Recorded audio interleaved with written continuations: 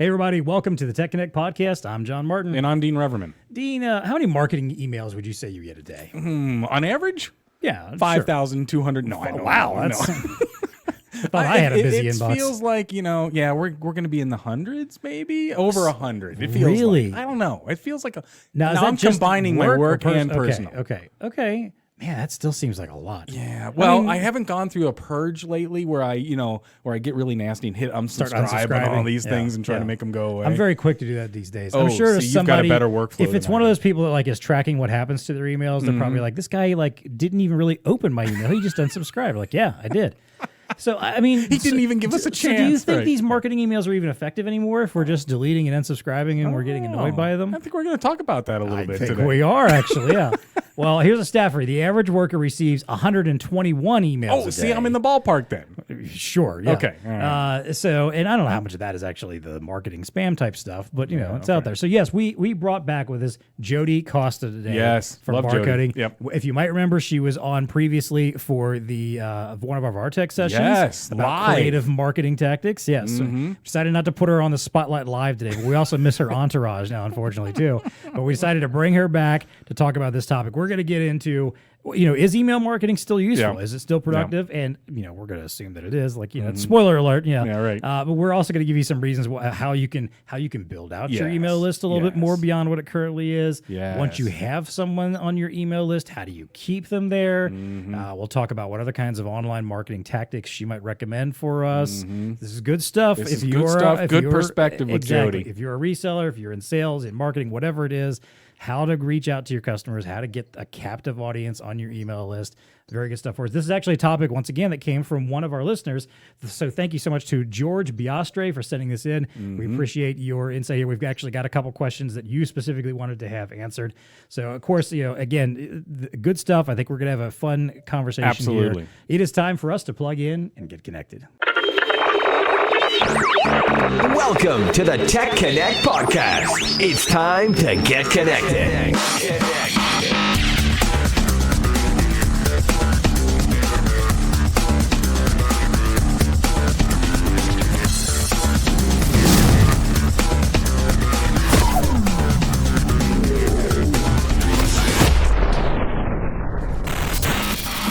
All right, just want to remind everybody the TEConnect podcast is brought to you by Intel, who is reminding you that they have an on-demand webinar with BlueStar, that's us, Supermicro, and Reliant. It's called Powering the Smart Stores and QSRs of the Future. Check out the show notes. I will drop a link to it. Nice. It is an on-demand webinar. You just go right to the link and watch it immediately. Good stuff. So, yeah, good stuff. Hey, as I mentioned, our guest today is Jody Costa. Jody, welcome back to the show. We love having returning guests on. That means clearly we were impressed by you the first time. Right. And you made us look good. You did, yes. We could not have asked for someone better. I was also impressed. Yeah. No. You know what you're talking about. When we did this whole live show thing, it was like, all right, who are we going to have? And we had Cordy for one of them. We knew he was going to be fine, you know. And then we brought Jody, and we're like, all right, we knocked this out of the park. That's right. We actually made ourselves look good here. Jody is the VP of Marketing and Strategic Partnerships at Barcoding, Inc. Jody, thanks again for coming back. What have you been up to since we last saw you at VAR-Tech? Well, thank you, John and Dean, so much for having me back on the podcast. I'm thrilled to be back and on an award-winning podcast. I think you should throw that out there. Yes, there you go. Yeah. Thank you. Tout that every now and then, yeah. I had a great time. So very, very excited to be invited back. Barcoding Inc., things have been busy, like for most everybody in our industry. First quarter coming here to a close and kind of hitting the ground running. I always feel like our first quarter is just this launch out of the gate, just like boom, shooting off into the new year. So keeping very busy and working hard at prioritizing our brand, our thought leadership in the industry, as well as supporting our new enterprise platform, IntelliTrack. So no shortage of work. No shortage of work. And in seriousness, we appreciate Jody's perspective of having, what are the resellers going through? Well, we got good insight here. Yeah, I mean, we have our understanding of how we think marketing works, from our perspective, which is mostly marketing to resellers or sometimes end users. Yeah. So it's good to have someone who's actually there in the trenches and understands how to market on that back end there too. Yeah, for sure. All right, well then let's start talking about email marketing. So You got spam filters now. You've got security protocols that are stronger than ever. We had Apple just introduced their whole thing where like you can't really get all the info about tracking anymore of who opened what and who clicked on what. Rules in EU and Canada that are stronger than ever about who you can actually market to and GDPR, how you can get their info. Right. Expensive lists. It's expensive to buy a list if you want to try to market to it. So is email marketing even worth it anymore? Oh, no. So we can just close this. Oh, okay. All right. Well, thanks for tuning in, everybody. We're done here. I'm just kidding. Email marketing is near and dear to my heart. I actually prefer email to almost any other form of communication. A lot of people who know me, they know that if they can't get a hold of me any other way, that I'll probably respond via email. So no, I think email is very much still alive. I think it's actually more important than ever. I think it's just now we have learned we use email more effectively than we did in the past, and we're more mindful of the recipient, kind of more empathetic, I like to say, of the recipient. It's interesting, you brought up Apple's changes, and some of the things that people may have noticed since those changes occurred is, kind of they may seem like open rates have declined when actually engagement might have stayed the same. We're just not getting the same type of data back. So, just thinking about kind of email effectiveness, you have to be very mindful of what you're actually tracking, right? So how do we determine if email is still effective and still the right course of communication? Well, kind of how expensive is it to do, right? It's still a very cost-effective way of communicating with people. It's still probably one of the most cost-effective ways of reaching out. So you're going to see a good return on investment if you're very mindful of your lists and your database and all that, right? You can target very effectively using email. It's very easy to personalize email these days. It's very easy to brand your emails effectively. And honestly, that email can also serve as, a standing web page. So those, view and desktop, all these things are additive to your brand and your web presence. So email is serving a lot of different functions, but if I'm looking at a standard ROI and it's cost effective, it's giving us a return and it's allowing us to be flexible to our customers' needs, our partners' needs, and our, basically the world at large, I'm still very much pro email. Well, that's good. That's why you're here. And you're not the only one though, Jody. I mean, there was a research that came out that said email is one of the top free, and I like that, right? Because it is cost effective. It's one of the top free organic distribution methods for B2B marketers, according to 87% of us. So, right. So 87% believe exactly what you just said, Jody, and then that is clearly one of the advantages. And when you think about email, I mean, sorry folks, yeah, it's out there. It has a reach unlike anything else. Yep. I mean, what was the other statistic? I think 99% of people have email. Check it every day. Every single day. Right. You hear those commercials from like radio. Radio, this old technology, but they always promote the fact, well, we've got reach. Whatever. 75% of adults listen to a radio every day. I'm still one of those people. Yeah, I know. Anyway, I don't know if every day. I don't know if it's every day, but anyway, there is a huge reach, right? And so it is still. And here I'm going to pull out one more statistic because I've always felt probably misguided in my feelings that maybe email was for a older generation, right? That the kids aren't checking their email. Well, 73% of millennials consider email as their favorite method of business communication. Yep. So that made me feel a little bit better. Hey, even the kids are kind of getting onto the. Hey, the millennials aren't really kids anymore. Oh, that's true. They kind of get mad at us for referring to them that way now. Well, they are 25 to 40, so they're not kids anymore. Yeah, exactly. Okay. They're having kids of their own. They have their own kids now. I don't know how they feel about email marketing, but well, they've grown up and they appreciate email. But in all seriousness, I agree with Jody that it's cost effective, and if you do it right, and that's really maybe the commentary here. We got to do it right because bad people can sniff out bad email really, really quick. Oh, yes, they can. So yeah. So I'll throw out one more quick little stat here related to what you said about the cost effectiveness. So this came from mageplaza.com. The average email ROI is $42 for every $1 spent. See, that's awesome. That is 3 times more than social. That's incredible. Yeah. That's a really good statistic there. I mean, there's your ROI. Yeah. If you got to go in front of the accountants at your Like, why did we buy this email program? yeah, Why or are why are we you investing know, more in a better email Yeah, program? exactly. Well, because statistically, we're going to get $42 for every dollar we spend. Exactly. That's a pretty good one. I think that's some good statistics to throw out there. Yeah. Even though, again, think about it, like, even though you as the consumer might get frustrated with email, maybe you do get, again, like I said, I get peppered with marketing emails, especially like as my role has changed here at BlueStar and between our TEConnect email, which gets random, spammy emails, and my own email, and then my personal email. Yeah. Yep. I'm constantly getting marketing messages that I'm immediately glance at and go delete, delete, and we'll get into that here in a moment. So, all right. So then, Jody, let's get to that next point then. So let's say you are trying to build out your email list beyond your current customers and subscribers. I think it's relatively easy to get somebody who's already on board with you to give you their email for one reason or another. But maybe you're trying to grab some more. Where do you recommend starting? Is there any kind of low-hanging fruit out there for collecting emails? I know that sounds easier than it should be because it's really not that easy, but what do you recommend? Yeah, so email is just one tool in the toolbox, but our database is kind of the primary driver of how we build a business, and especially in a B2B market. And so when I think about our database and expanding into new markets or beyond maybe the customers who have already opted in to give us their information, my first thought is always going back to an inbound program.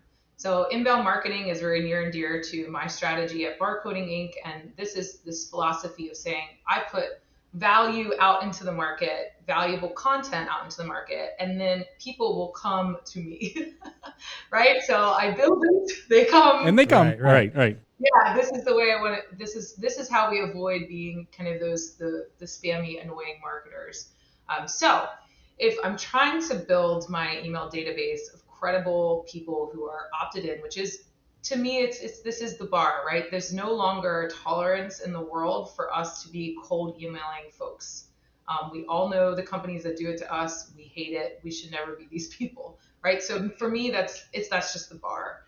So how do I get people to come to me? How do I get them to opt in voluntarily? This is where the content program comes in. So we're big believers in a platform called HubSpot, but there's lots of marketing automation softwares out there that you can use.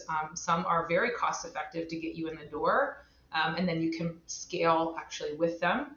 But this is important because you need a house for this database, and this is going to help you start to determine, okay, who do I actually already know, and who might they know, et cetera, right? And I want to be able to measure this over time. So I've got to have a good place to build my email database. So that's kind of step one. So make sure you have that place for your emails. Otherwise, you start growing and it's a mess, right? So we go out there, we start to build our content program. I'd encourage you to think about what your company is bringing to market that's unique and that you have a great perspective on. Narrow it down to a couple key topics, right? And these can be the top of your topic clusters, let's say.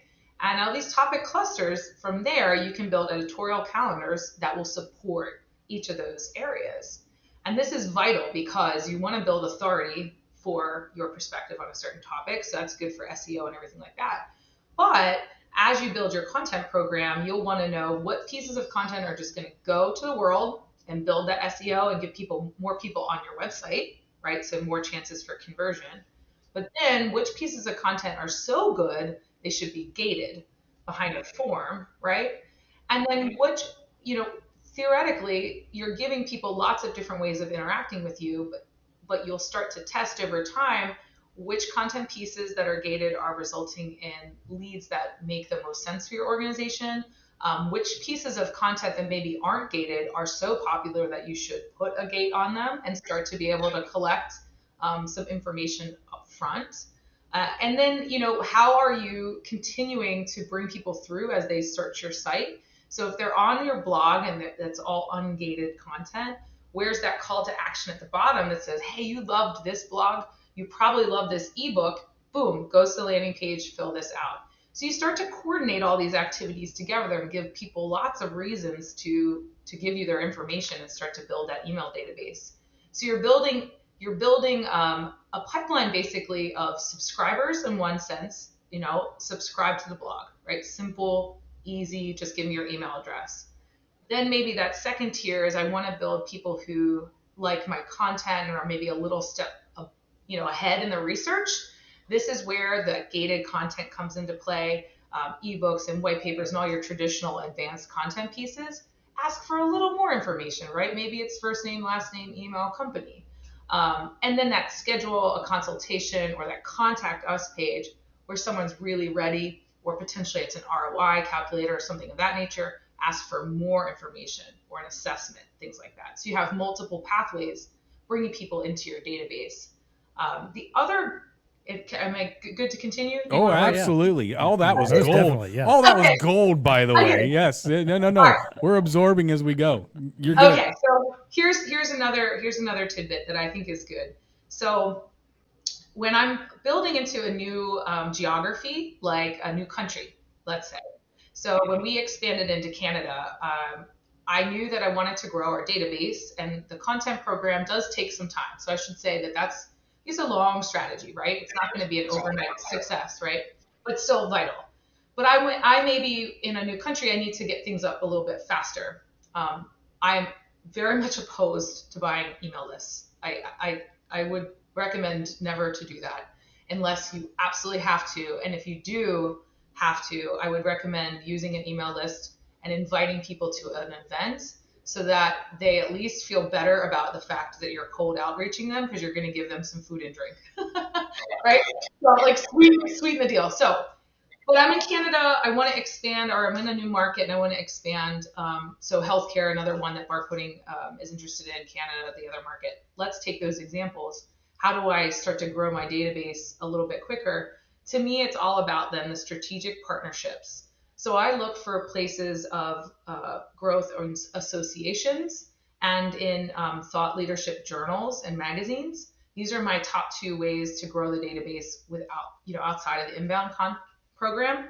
The thought leadership angle is a great one because every industry and every market has magazines that are out there perfectly positioned for whatever you're selling. And these folks have marketing programs you can jump on. They do their own webinars. They do their own email marketing to their own subscriber base. You want to piggyback on their brand. You want to softly enter on the backs of their brand and then have people opt into you, right? Or you want them to do the heavy lifting. So if they host a webinar, right, and it's part of the marketing program, you get the list of registrants back, and it's already green lighted that you can add them because the person, when they registered, said it's cool that your partners contact me, right?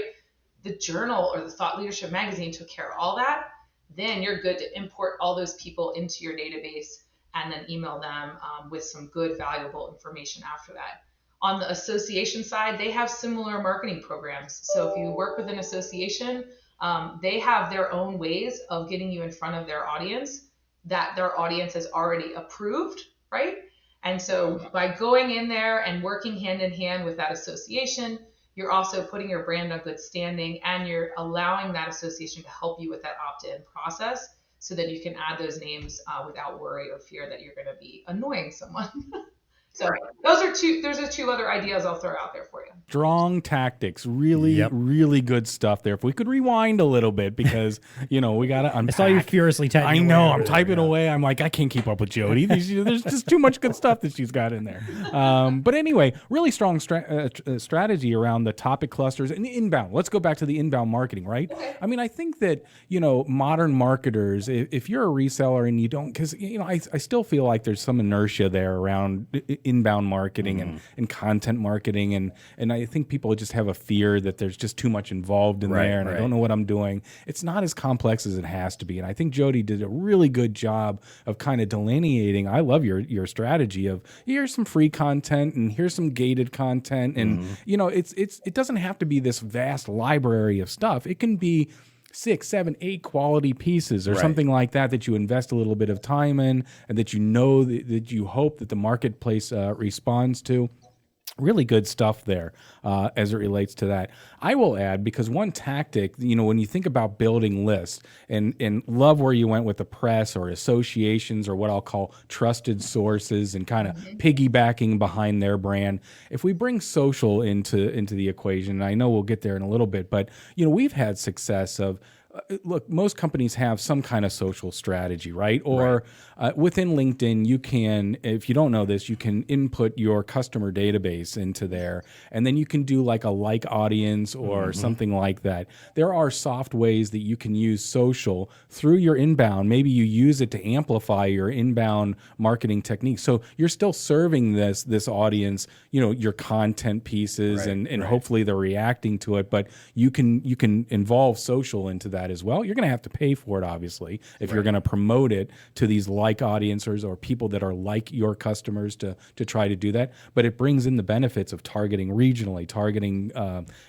titles that you're trying to go after. But a really kind of a strong resource to help build that list. Everything else, Jody, I thought you were dead on as far as these are good tactics to build your list, right? Yeah. Also assumes that you have some kind of CRM or HubSpot. Because when you first started talking, I'm thinking to myself, man, do we still have? We probably do have resellers out there that really don't have a CRM. And so, how are they building? Hopefully not on just a big spreadsheet or something, right? Or just, because I remember the old days, you'd have to go around to like Outlook contact list. You'd have to. There you go, spreadsheets. You'd have to go around to your sales team and be like, no spreadsheets, and ask them, who your contacts. Can I have access to your Rolodex, basically, kind of a thing. Yeah. That's a good way to build your list. But anyway, really good. When you talk about the content, fear, I think that's a real fear for a lot of people. And I talk to folks about this all the time. I would encourage, people listening to this, if you're in that category of, I'm afraid of starting a content program because it's very overwhelming. I would say to you, I guarantee if you took one topic and you brought together some of your subject matter experts, you used a free Zoom, you sat down and talked for an hour, recorded it, you have a video now, right? You transcribe it, very, very cost effective.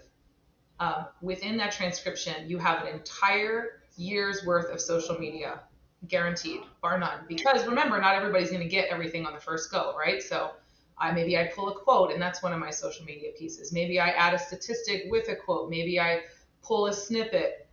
I guarantee you could probably stretch that thing all year. And then with your transcript, you could write a number of different content pieces. You could write several blogs, let's say 3 blogs on the same topic that kind of break it down. You could package that into an advanced content piece, because everybody consumes differently, right? So it's not going to matter that you have the video and you have the blog and you have the advanced content piece and they're all talking about the same thing. That's not going to matter, because people will still consume it differently, and it'll be a slightly different angle every time you tackle it. So I would not fear the content side of building your email database that way, because once you have that piece and like you have those components and that one great perspective you want to hammer out to the market, you're right. You go out on social, or you connect with people on LinkedIn and say, hey, have you seen this piece that I just put together? Or hey, we have this new white paper for Downloader.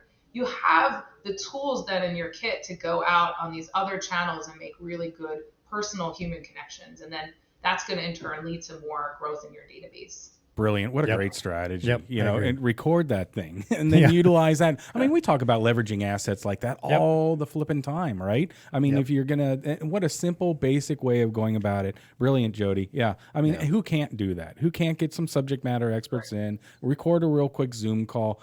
Guaranteed out of that dialogue, you're going to get nuggets. Really good stuff. Yep. Even if it's just a line here or there. Yeah. In the end, to me, this all comes down to this idea of coming by your emails and whatever contact information you're trying to collect honestly in some way. Yes, right. Because it's very apparent to the person you're contacting when you didn't come across them honestly. Yeah. Because think about it. How many times I get an email and I'm like, why did I get an email from this person? Where do they get my email from? I've never heard of this company, never heard of them, have no interest. Sometimes I'll get stuff that has nothing to do with my job or role either. I'm like, well, you clearly got my name and email somewhere. Obviously, you didn't do it honestly in the sense that I didn't give it to you. So again, it's all about what this idea is. It's just like, are you collecting the information that you need and want, and are you doing so honestly? And what it comes back to for me is that when you were talking about the idea of using like associations and industry newsletters, we do that a lot for some of our content marketing to end users. It's a pretty common way for us because it's industries that we don't necessarily, spend a lot of time directly in ourselves, and obviously we're not necessarily contacting end users. We don't have a database of the end users, right? So we'll go to a third party and say, hey, association, whatever, you write this newsletter that goes out to X thousands of subscribers every day who have opted in to get content from you. I'm going to buy in and send this email through you promoting my promoting my ebook that I want somebody to download and check out. Again, that whole idea of that is like, I'm coming across it honestly. We're sending it to a database that these people trust and believe in. They opted in for a reason, understanding there may be some advertising. They choose to come and give me their information to request this content. Ideally, I'm giving them content that they are interested in and want to read. And if there's any follow-up from that, it's because we came across that email honestly. But what I find entertaining sometimes about that is when I'll do that with these companies and I'm just doing a one-off campaign where I need to reach out to this particular audience, have no reason to ever do it again. Suddenly I'm on their email list. It happens. It's been happening a lot lately. So suddenly I start getting emails from them. I'm getting their newsletters now, not just the one that's got my ad in it that I asked for, but now I'm on their regular newsletter. But you're not a veterinarian. Yeah, or and I'm whatever, like, I don't care about this. This is not my market. Why did you add me to your email list when all I was doing was just some marketing with you? Yeah. And I get, well, that's where the ROI comes back in, right? So we opened this with like, is email dead? Well, it's not dead because if we're doing these things appropriately, we are getting the ROI we want, right? That's why we want to go get and build our database in a thoughtful and empathetic way, because it's not because we're just good people. It's because we want to make money, and the way to make money is to put yourself in someone else's shoes and like provide value. So when we build our database that way, in that empathetic way, then we can do the types of things with email that make email still the most powerful communication tool, right? We can segment appropriately and deliver the right timing and the right context, which, quick story, I think that everyone out here has still responded to a cold email every now and then, right? Right? So we all know, and these case studies still work. So we're preparing for the Modex trade show, which is next week down in Atlanta. And a few months ago, I got a cold email that said, hey, Jody, are you looking to refresh your booth this year for Modex? And the day that it came, I was it was on my task list to think about what the heck I was going to do for Modex for my booth. And I wrote him back. I said, actually, I'm just starting this conversation. Boom. We actually bought a booth from them. There you go. Nice. From this cold email. So that timing and context is important. And the way that you get there is because you've built your database in a certain way. There you go. That's the key. Yeah. Right. All right. So you mentioned timing, and we've talked a little bit about content already. We're kind of getting to some of into our next question here, which is, all right, now you've got someone's email. They're willing. They said, yes, I do want to hear from you. I am okay with you being, emailing me on a regular basis. We don't spam them at this point? No. Okay. Yeah, just like 5 emails a day. Yeah. 5 to 10 emails a day, just about whatever random crap you want to send them. Doesn't have to have anything to do with it. Yeah, that's how you keep them. So yeah, how do you keep them now? How do you keep them from hitting that unsubscribe? How do you keep them from like being me, where I start suddenly getting veterinarian emails and going, I'm not a veterinarian. And granted, I understand, like, you may think that I'm going to be marketing to them regularly, but still, you didn't ask. Yeah. If you'd asked, I would have told you, nope, I don't need to be on this. Don't bother. Yeah. So how do you keep them now? So there's a couple, schools of thought around this. At the very far extreme, I think a lot of folks would do a double opt-in. So they're verifying and, they're taking some really baby steps. I'm not quite there. I think that once someone's kind of opted in, I'm ready to rock and roll. But I do think in order to keep people engaged, you need to think about the context of why you're sending that email. So what is the person going to get out of receiving it?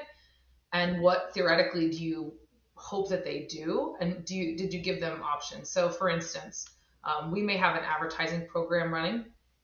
And so someone fills out a lead form on LinkedIn for an ebook, white paper, etc. And because we use marketing automation software, we can automate this, but you don't have to. You could do this, kind of manually. So then my next note to them is I just kind of want to find out, are you still researching? Or actually, are you ready to, kind of talk to someone in sales? And I'm not afraid of saying the word sales because ultimately they know I want to sell them something. For instance, and maybe that first email to them, and this could be maybe people who've come in from one of our partnership programs or something like that, is maybe that first email is designed in a way that has two paths, right?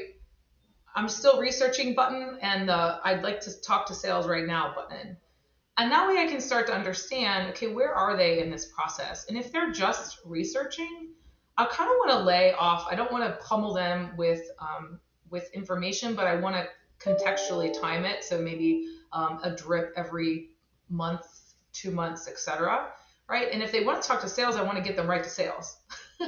And then I don't want them to receive marketing emails because I want the sales team to be emailing them all the time one-on-one, right? So that's just like a small example of just trying to figure out where people are so you can determine frequency and context for what they're going to want. The other strategies involve, I try to make sure that we give something. We're not always asking for something. So the emails should, if you're doing something like a newsletter, which I'm still very pro newsletter. I think that one, you want to add your own personal flair. The newsletters that I get forwarded to me are the ones that when I used to do a newsletter for Barcoding, I did my own editor's corner. Sometimes I'd record a little video and I would talk about things and then tie them into the parts of the newsletter, or I'd curate a list of articles that I thought was really cool. But I'd put my personal self into it. And that went a really long way. And so I think don't be afraid of the personal, give something that they can't get on their own. So give something of value in that email, and then use that email as a tool to kind of figure out, how do I keep moving them along? Because ultimately, we don't just want people who are passively sitting back. We want people who will eventually take some sort of action. So how do I start to kind of understand that? That's where email can also be a tool to help you get the right data, right? So one more example would be, maybe they come in through our website, and I have an email that just says, hey, thanks so much, blah, blah, blah, right? We're here if you need it. And it's very soft. Well, the emails that they receive after that, my whole goal is to get more info, right? So I may include a content piece that they don't already have that they actually need to fill out a longer form to get, so I can get more information from them, right? Yeah, because ultimately, when we grow our database, our email database, we need more data points so we can do better personalization, right? And if we don't, we can use the email as a tool to getting those data points as well. So we can kind of push people along. But ultimately, you have to maintain control of your database, which is why spreadsheets are a lot more difficult than a tool, because you're going to have people who just receive your email and they never open it, and they never click on anything, and they never do anything. I think they call this gray mail, right? And you have these people, but they don't opt out, they don't unsubscribe, they just do nothing, right? And so, like, after how many times of them doing nothing do we just say, we're not going to email them anymore, and we just take them out, right? So I think don't be afraid of taking those folks out, because you want to talk to just your most engaged people, and you want to keep them moving along. Ultimately, we need the dollars. That's it, right? That's what this effort is for. And tools like HubSpot actually help you there. They'll tell you if somebody's disengaged, right? Like, hey, you sent this person 10 emails and they have done nothing to it, type of a thing. Yeah, really good. And, just some other things to add on there, Jody, to some of the things that you said, and all of which I agree with. When you think about it, one of the tactics that we deploy is, I'll go back to the, you don't want to add fatigue to the already fatiguing aspect of email, right? I mean, everybody's dealing with email. So make sure that your content's good, yes, but you also want to make sure you're doing a couple other basic blocking and tackling things. First off, you got to make sure it's mobile friendly. friendly, because I'm amazed at how much email is actually checked on your mobile device, right?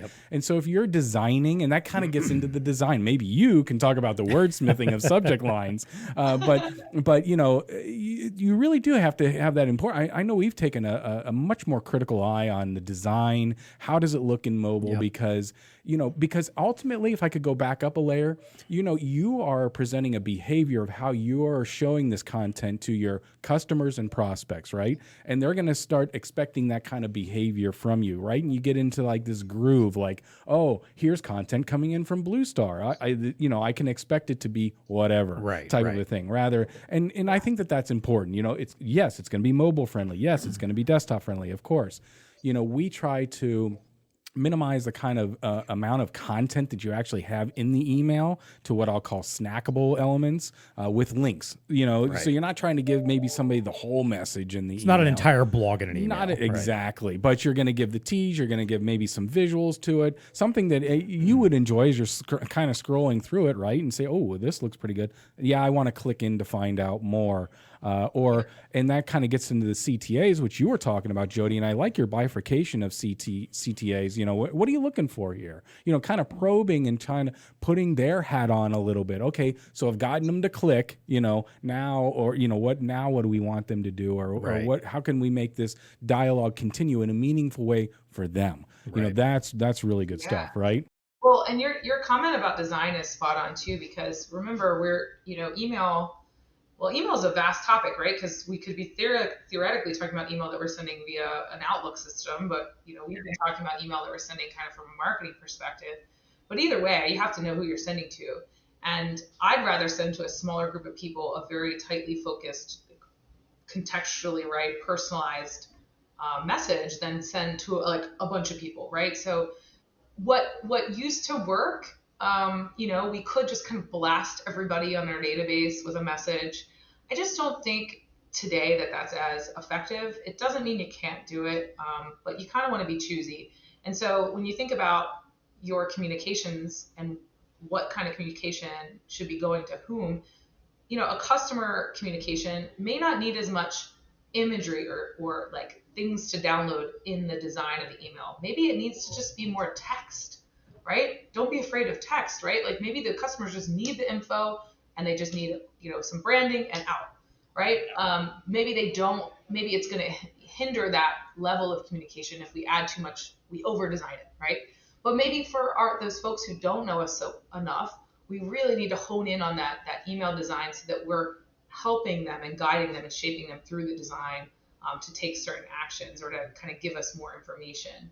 So it's also about knowing who you're emailing to and what kind of information you're sending out, and then tailoring that design or that personalization in a way that's going to get them the information they need as quickly and as efficiently as possible.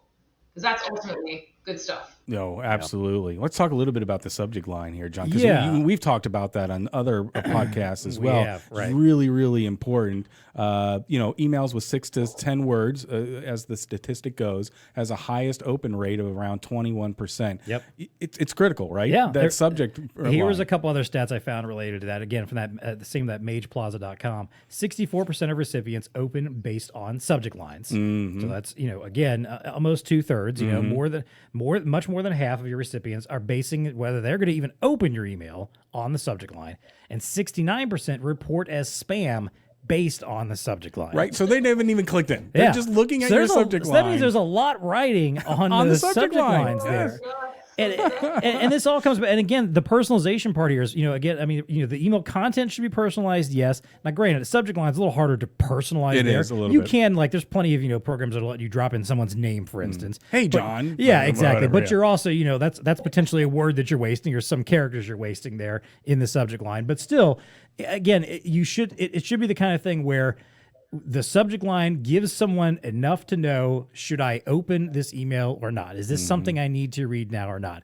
And again, just like we were talking about earlier, where it's very obvious when, you didn't get someone's email honestly, it's also very obvious when you're trying too hard to get them to open an email. Right. If it's filled with exclamation points. Now, I know some people say that like emojis are actually okay. There's a stat on that one. I know. Yeah. And I guess that makes sense again for a younger crowd that is used to texting where emojis are, as much part of the conversation as words are these days. What was the stat did you find? Emails with emojis in the subject line have a 70% increase in the effectiveness of marketing. But it's again, when I read that, I'm like, what? It's that personalization. It's that idea that it's not just someone just saying, like, read me now, Right. It's more of a, hey, this is something that's kind of, it feels like someone puts a little bit of effort behind it and a little bit of personalization behind it to kind of make it fun, right. Yeah. Because let's be honest, emojis are, even though I know, again, people use them pretty, frequently now, and it's just a common use thing, there's still a little bit of intent behind that. There's a little bit of emotionality, I think, that goes behind using an emoji because you're doing it with a purpose. There's a reason why you have selected a certain emoji. That's right. I know I do that when I'm texting. If I use an emoji, it's because I deliberately think about I'm sending this for a specific reason because it's going to make my text a little bit funnier, or I want to really illustrate how much I'm amused by this. Put some emotion behind it. Yeah, exactly. Kind of a so I thing. think that kind of works there too. But yeah, in my mind, a good subject line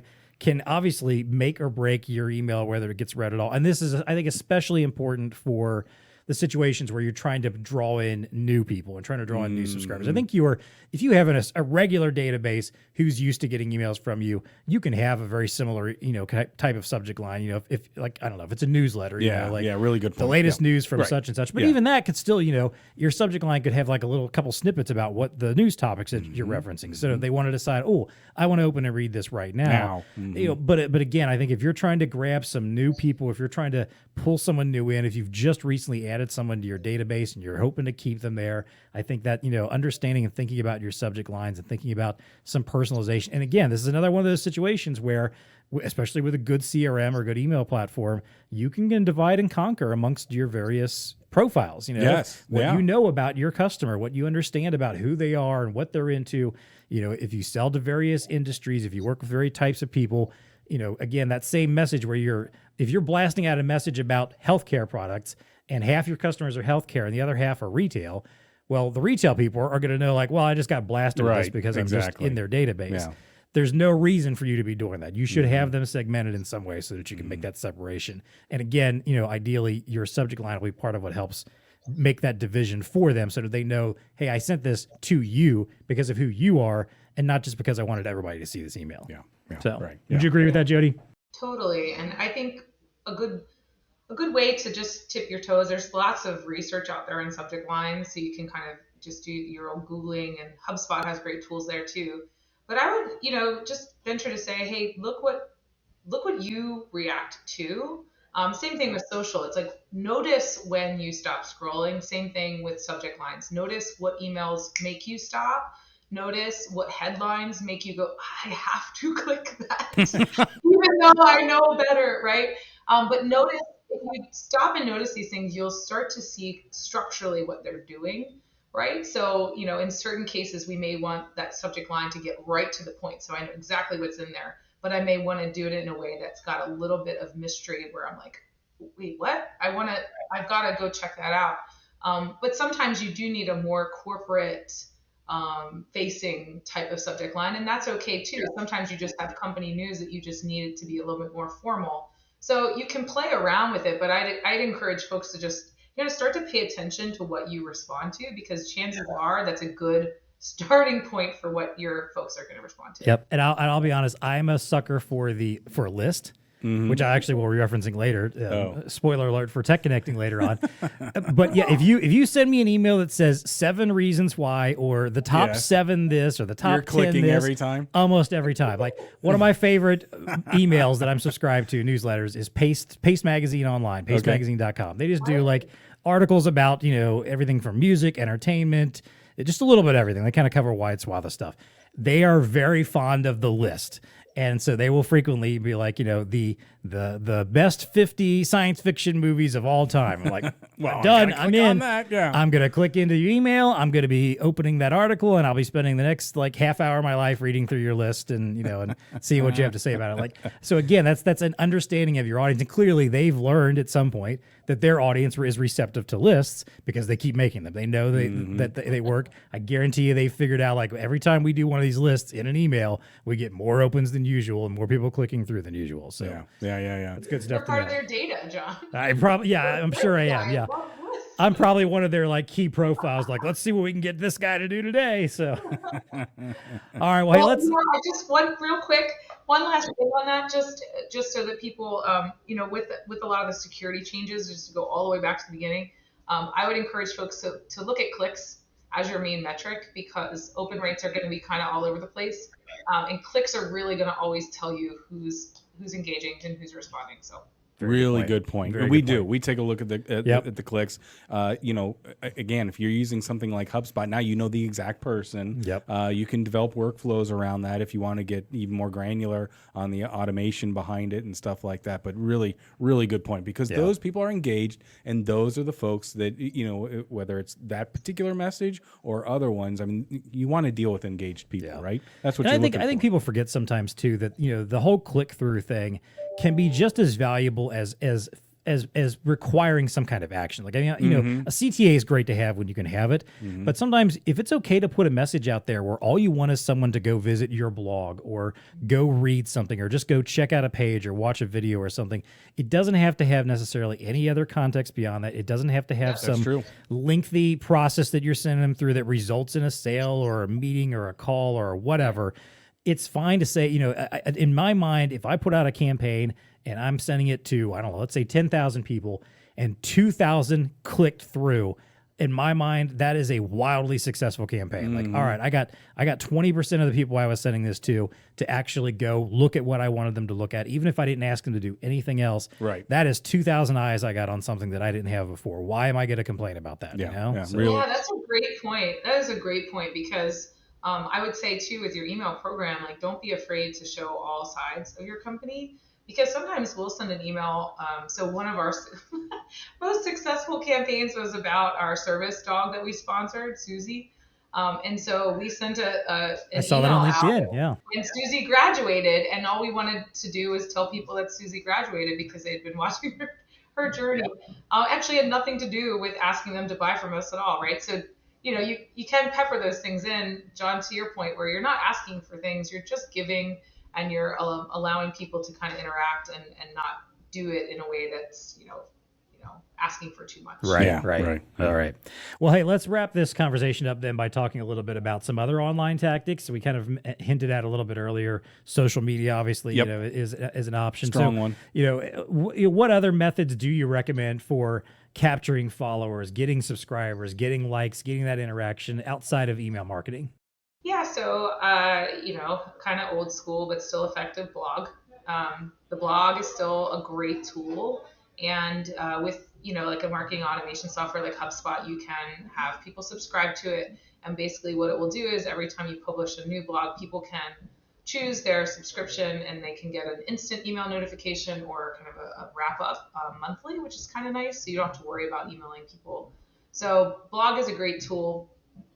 We've been really active on LinkedIn recently, from both just a organic standpoint as well as from an advertising standpoint.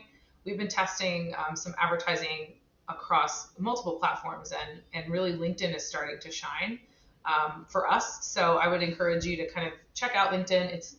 It is not, on the advertising front, you are going to have to put out some money before you see the immediate returns. But if it's comboed with other types of branding and inbound content marketing that you're doing, I think it starts to make a lot of sense. And it's a great targeting tool too. It's a great targeting The targeting tool. is amazing. You get to see, like, if you run an ad on LinkedIn, you get to see everybody who interacts with that ad. And then you can look up their profiles and you can, all that stuff. LinkedIn also has Sales Navigator. You can follow up with the people who interact with your ads with an in-mail message. So LinkedIn is definitely vaulted to the front for us in terms of platforms. But I don't sleep on the other social media platforms either. And one of our other target areas is YouTube. So it's really easy to make videos now. Like I mentioned earlier, just pop up a Zoom, grab somebody from your office and start recording. YouTube is just a giant search engine and a great way to collect subscribers in the video realm. So we're always encouraging people to subscribe to our YouTube channel, and that way we're growing our audience in new and different ways. And then, yes, to your point, we eventually have to get them back to email, but we are starting to prioritize growing followers and audiences in other spaces where we know people will spend their time. Really good ones. I'm going to throw a couple more on the table as well. And I like where you were going earlier, Jody. I think you mentioned, working with associations and the press.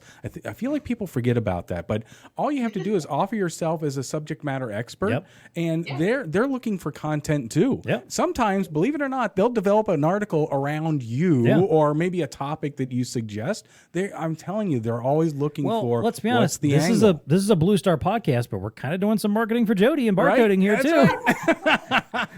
too. I know she's going to take this and utilize it for her own purposes. So, but I guess the angle I was going here, as far as online, if you become a subject matter expert to a press or to the association when they're developing content that they're posting to their blogs and then in their newsletters and stuff like that, you become a part of that. Another one that I really wanted to bring out as well is use your partner network, right? So we're all solutions integrators. We're all in this ecosystem. There's no reason why you can't reach out to. I'll give you a use case for a reseller I used to work with. We were a VAR, a reseller for Scala, which at the time was one of the largest digital signage software platforms.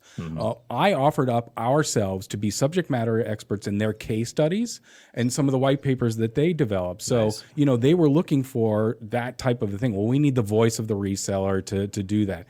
So I became that. So not only did I tap into the Scala universe as far as other resellers, but of course they're marketing to end users. So we got leads out of that. Just becoming, just again, work your ecosystem. See if there's ways in which you can offer up your point of view or your services, maybe in the form of case studies. I love, everybody knows how much I love case studies. I think they're really valuable, but they are, because VARs learn from VARs and end users learn from other people that have done. Right. That are looking to do this kind of a thing. So I think it's a great way to get that kind of amplify your online, not through your method, but through other people's audiences. Yeah. Completely agree. Yeah.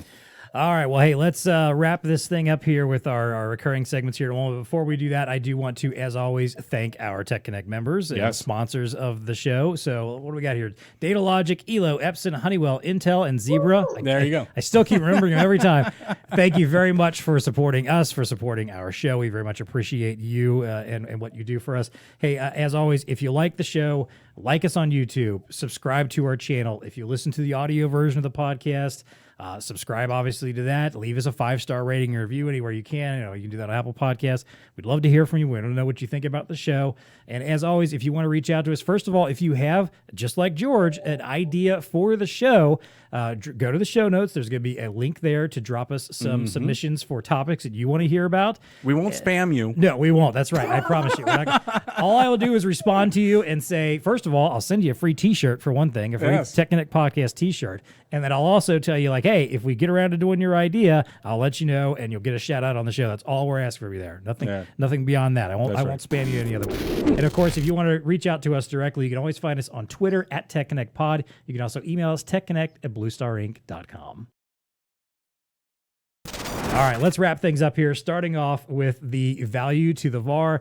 This is our section where we kind of get to talk about, something related to our VAR audience, a takeaway. Again, as usual, our entire conversation's been about that. Right. This was actually a question that came from George Biastre in particular, and I think we've kind of touched upon a lot of this already, but let's kind of make it concise and wrap it up.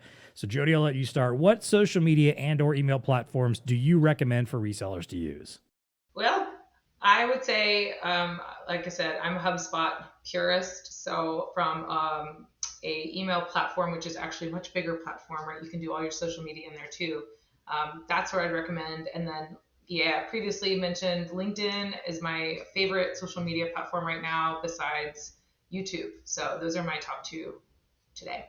I agree wholeheartedly. That would be in my list. I know we talked a lot about HubSpot. I guess they should start paying We're on us. board with HubSpot too. They need to start paying us royalties doubt, or something don't they, like that. But in all seriousness, it is a really powerful tool. It is. I mean, there's a reason why a lot of marketers talk about it, because even if you just use it for the marketing portion of it, which is the email, but it's got the sales hub and it's got the CMS part of it, where you can actually build out web pages that we've started to do and landing pages and get the analytics and all the good stuff off of that. It's got a whole sales section to it. So anyway, it's a really powerful tool. And I agree with you, Jody. We use LinkedIn and YouTube. We are all in on video and YouTube. I agree again wholeheartedly. It's not that hard to create these videos. The expectation for people consuming videos, it's not like they're going to log on to you and think that they're going to see Star Wars. This gorgeously produced video. It can be poor lighting we try. on an iPhone. Although this phone is really capable, of producing some of the best technology out there right now. Absolutely. But in all seriousness, those are great platforms. If you're not in them today, you need to be in them. I agree. And I think also the thing to remember there too, and I think we discussed this back when we did the LinkedIn session at VARTech actually with Cordy, was, make sure you know where your audience is. Yeah. So if your audience, the people you typically work with, aren't on LinkedIn, okay, well then maybe LinkedIn's not where you need to invest your time. If if they're on Facebook and you can reach them on Facebook, fine. Put some money behind that and some reach behind that, potentially get them there. If you deal with a crowd who loves Twitter or something, use Twitter, whatever it is, figure out where they are. Again, LinkedIn and YouTube, I think, are two nice baseline ones to always use that, anybody should find something useful out of, but just pay attention to where your audience is, where your customers are, go to where they are. If they're not, if they're not playing on those spaces, then go play on the spaces where they are. So simple as that. Yeah. All right, well, hey, let's wrap up as always with our favorite segment, What's TEConnecting with You? This is where we get to talk about something in the world of science, technology, innovation that has caught our eye, got our attention, something we're interested in and reading about. Jody, what's TEConnecting with you right now? Well, since I forgot to prep this part, I'm just going to tell you that, I'm going to take a really sappy route on this and say, with everything going on in the world, what's TEConnecting with me is my fire pit at home. And the fire pit is the international innovation and sign to say, neighbors, come on over, spend some time, let's hang out, have a drink, and just, reconnect as people. I'm really excited about being in person at a conference next week. And so my fire pit and bringing people together. That's my very low tech. It doesn't get much more low tech than a fire pit. I love it. I love it. Some of the earliest technology, but it works. It's still something we all gather around. Now, Jody, do you have one of those the fire pit, the smokeless fire pits? I've been looking at one of those. Do you have the old? Yeah. I have everyone moving around and shuffling from the smoke. Good. Okay. Yeah. Remember Sniglets? Your waft tick if you get the smoke that comes into you. But anyway, that's a good one. I love the old fashioned. Yeah. Yes. All right, what's TEConnecting together too? All right. Well, we're gonna go back to Meta. No. All right. Do we have to? So, are you getting into the metaverse, Jody? I didn't even ask if you're. Yeah. You know what? Are you buying into this whole Zuckerberg? We can talk metaverse and NFTs some other day because it's. We won't even get started on NFTs. Into at the end of this podcast. All right. Well, Zuck in the group there. Here's one thing that might be useful coming. I don't know. They're doing a universal speech translator, which I think is kind of interesting. The Star Trek nerd in me is peaked. There you go. That's going to be in use in the metaverse. Would potentially allow users to communicate across more than 100 languages. Okay. So the idea here is that you speak your native tongue and the Meta AI is going to translate it so whoever you're communicating with will understand it in their language in real time. Okay. So, of course, they probably have the money and the compute power to do something like that in real time. But anyway, I think that's kind of fascinating, having this kind of universal speech translator. But here's the thing. See it. I don't want to be in the metaverse doing that. Give me the Star Trek communicator pin. Oh, you want the that ear does thing? It for me, or in the ear, or whatever it has to be. Give me the thing that does it for me in real time, so like I can go to other countries and they'll understand me and I'll understand them, and I don't have to sit in a computer with goggles on in order to. Amen. I'm do with you this. there. Okay, so they're not there yet, but maybe the AI that they've developed for it, That's and true. when the Maybe compute there's some power useful can get for it, yeah. into it, maybe someday we'll have this universal. Maybe something good will come out of this meta thing. I'm whatever it's grasping gonna for be. straws. I don't know. Otherwise, it's going to be a dumpster fire, which it probably will be. But anyway, so This what's is true. connecting with you, John? All right, so I mentioned earlier that I'm a sucker for lists. Yes. And I came across a list a couple days ago. Drum roll, please. Esquire put out a list of the 50 best sci-fi books of all time. Oh, and did you agree with any of them? You know what's really, really sad? I've only read 5 of them. Whoa, no, I'm embarrassed. That's impossible. I'm embarrassed. You by worked at this. a bookstore. You I know. consume information. I know. How have you only read 5 of them? Well, a big part of it is since working at that bookstore, my level of reading, my time reading has declined dramatically. And it's not due to your son, Miles? I wish I could blame it on him, but it's more about my obsession with TV and podcasts and Okay, movies fair and other enough, things, fair enough, yeah. that I don't spend enough time reading as I should. So yes, I'm quite embarrassed by that. I'm going to save this list and make it a point to check off some more on here. But it's a pretty good list. Basically the restriction for was there could only be one book by any single author. So even though some authors potentially could fill quite a few on a list, they're like, one per author is what you're right. saying? So Okay. only one per each author could be on the actual list. Now I will give you just the top 3. Again, none of which I take it back. Number 3 I have read. Number 3 was The Martian Chronicles by Ray Bradbury. That was the Okay. highest one on the list that I I feel read. like I had to read that in high school, but go ahead. You might have read Fahrenheit 451. Well, I definitely but- read that yeah. one in high school. Yeah. And they pointed out that like maybe you were expecting that, but Martian Chronicles is even better. Gotcha. Dune by Frank Herbert's number 2, a book I'm again embarrassed that I haven't read. Wait, let's stop I there will because say Dune is like 1,000 pages, is it it's, not? it's not quite that long. I thought but it was is like War and It's Peace. a big book, but Yeah, it's okay. not quite that big. All right. And I do highly recommend the new Denis Villeneuve movie version of it, at least the first half of it. So it's very, very good. And then finally, number 1 might be a little surprising, but it does make sense if you think about it. Frankenstein by Mary Shelley. Okay. Yeah. And a lot of people will say, like, isn't that more like horror? Like, but the thing they're pointing out is like when this book was written, it was at a time that any kind of speculative or genre fiction that had anything weird and wild in it was either usually like considered as like miracles or mysticism in some way. Yes. Whereas Definitely would have this put was it under sci-fi. right. This was the first book that actually was its fantastical elements were actually based in science instead. Yes. Yes. So that's why they kind of think of it as one of the first real science fiction books and one I'm of the good ones with that's that. never really been topped either. I'm good so. with that. Yeah. So I thought that was a pretty All good right. one. I haven't read it, but I'm good with that. Yeah. So I'll send you guys the list. You can tell us how many of these you've actually read. Jody's probably going to beat me. I have a feeling she's a little more well read than I am these days. In sci-fi. Yeah. Well, I will say there was a lot newer stuff in here that I thought there would be too. Like there was some books in the top 10 that were fairly recent within the last decade or so. There was there was one from an author. I'm actually reading a book from her right now. So it's a very good list, and it has a lot of stuff. I will say it's got a lot of stuff that I've seen the film or television adaptation of. Does that count? There you go. Yes. So I'm at least You halfway know the there, story. yeah. Yeah. All right. Well, hey, Jody Costa, thank you so much for coming back on and joining us. We appreciate having you back. I have a feeling we're going to be asking you Jody. back again at some Yeah. point. Yeah. Thank you, Guy. I just love this. Thanks for having me on. I really appreciate it. Even Thanks, better. We love the guests that love to be here. There you go. That's Right. even better. Yep. All right, hey, folks. Until next time, maybe do some reading. Right. Sit down, turn the TV off for the night, and do a little bit of reading. I'm gonna Not in the metaverse, in the real world. not in the metaverse, in the real world, and maybe even a real book. I mean, I like ebooks too, but Around a fire, by the way. it's around a fire pit. We There just you brought go. it all together. We put all the connecting together. There you go. And until next time, folks, please stay connected. All right, Dean, we also in this episode talk about subject lines. Yes. So a good subject line should have a good, like something that catches your eye, Yep. pops out at you. How do you Yep. like this for a line? All right. One product, thousands of uses. Love it. I'm clicking. Wouldn't you open that email? Yes. Like, what is this product? What is it? Is it a Swiss Army knife? Is it what could possibly have 1,000 uses? It's not a Swiss Army knife. Okay. The possibilities are endless, though, with Elo's iSeries 4. I like it. From self-order and self-checkout to order pickup and virtual assistance, pair the iSeries with a variety of stands to create your perfect kiosk. Audio and video applications, no problem. The iSeries offers a built-in digital microphone and an 8-megapixel camera. That's a pretty slick Powerful. device, yeah. Yes. iSeries also lets retailers build engaging experiences, educate buyers, create brand awareness, and drive purchases in-store with an easy-to-use interactive platform that can adapt as needs change. And needs are always changing. Yes, they are. Yes. They're always changing. You need to enable those people, by the way, so that they can adapt to the change. Exactly. Yes. With a built-in I/O hub, USB-C connectivity, and optional customer-facing display, you can easily convert your favorite iSeries into a powerful industrial designed POS system.